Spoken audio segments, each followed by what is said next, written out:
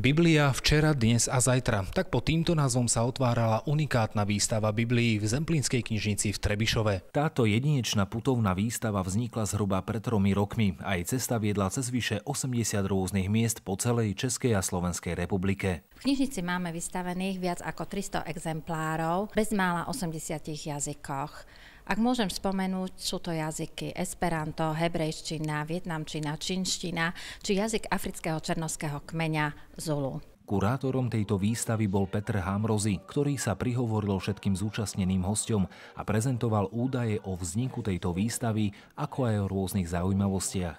Cílem výstavy je ukázat Bibli a její poselství široké veřejnosti a ukázat, že Bible není jenom historická kniha, ale že to také kniha, která je dnes používaná všemi věkovými kategoriemi. Projekt výstavy asi 350 exponátov rôznych Biblií organizačne s knižnicou zabezpečilo občianske združenie Maranta a Hámry v spolupráci s Košickým samosprávnym krajom a ďalšími partnermi. V pozdravnom slove vladyka Milan Chautúr, košický eparcha, uviedol, že Biblia má dodnes dosah na myslenie celého ľudstva a vyjadril potešenie zo záujmu o podujatie. Posolstvo tejto knihy je nadčasové, to znamená myšlienky obsiahnuté v tejto knihe mohli čítať ľudia v minulosti ako prítomnosti aj v budúcnosti a tieto myšlienky môžu ich život posunúť dopredu, v tom dobrom slova zmysle. Ak sa teda ukazuje táto kniha aj na tejto výstave, nie je to len o tom, že vnímame, koľké vydania tejto knihy boli, ako ich vydávali rozličným spôsobom, ale predovšetkým sa človek môže zamerať na to, prečo táto kniha musela byť vydávaná a prečo sa znovu a znovu prekladá do rozličných jazykov. Človek ju potrebuje, lebo tieto inšpirácie pre slova tejto knihy dáva Boh. A ak Boh naplní srdce človeka niečím, potom to pre človeka znamená šťastie i radosť. Celá expozícia v sebe skrývala aj niekoľko vzácnych unikátnych kúskov. Z těch materiálů, které tady máme, tak můžu jmenovat například Bibli do nepohody, té Bible, která je vodě odolná.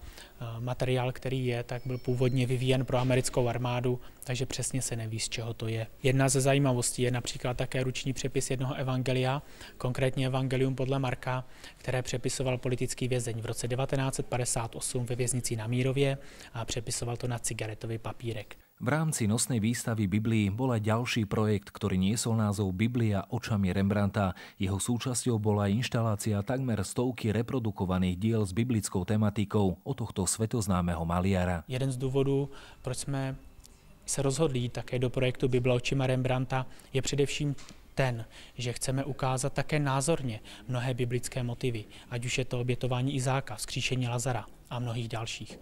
Protože biblické příběhy, biblické zkušenosti mají hloubku, ale také praktický přínos pro náš každodenní život.